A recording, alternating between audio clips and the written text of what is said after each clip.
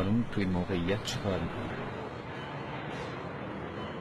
دوست داریم از تو تشکر کنیم که یه اخلاق نبوی رو از خودت بروز دادی. الحمدلله. اگه پیامبر اکرم صلی الله بین ما بود، وضع ما چطور بود؟ این وضعیت نداشتیم، خیلی وضع ما بهتر بود. به نظر شما اگه می اومد و وضع ما رو میدید چی میگفت؟ به جای اشک خون گریه میکرد. ما هم باید خون گریه کنیم. خدا کمک کنه. در هر حال باید خدا رو شکر کرد. اگه فرض بشه که یه دقیقه خودت تنها با ایشون بشینی، به اون چی میگی؟ سوال سختیه.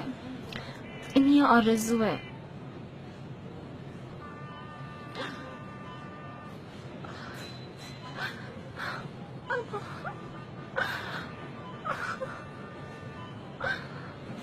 اگه واقعا در کنار پیامبر بودم همین کافی بود. با دیدنش، با این دیدن او از دنیا برم. کاش این آرزو برآورده میشه.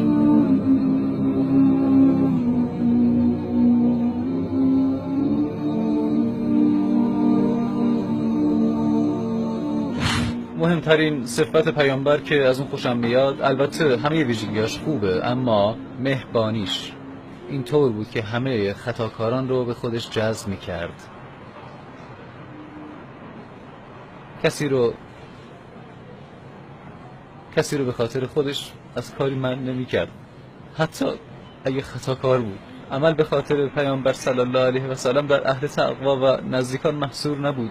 حتی خطاکاران و گناهکاران رو پیامبر اکرم صلی الله جذب میکرد، پیش خودش می آورد و در عمل از اونها استقبال میکرد.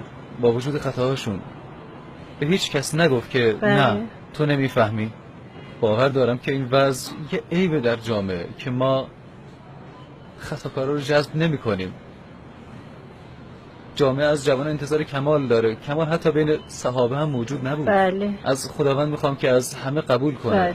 بله. من تو که در مورد رسول الله صلی الله علیه و سلم برنامه میسازیم، دلیل بر این نیست که ما متفاوت هستیم یا شایسته چیزی هستیم. مایه افتخار ماست، پوشش خطاهای ماست.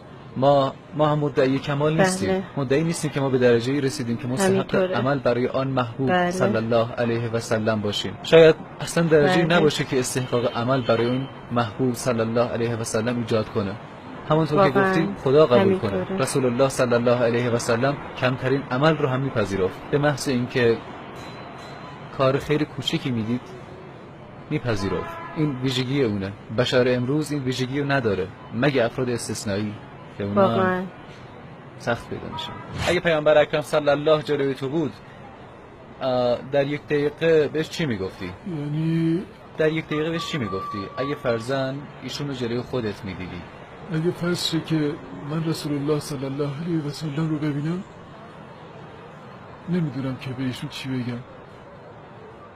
او در مقامیه که نمیتونم از احساس خودم برات بگم.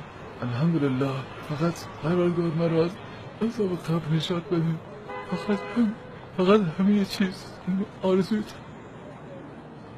زندگی. انشاءالله.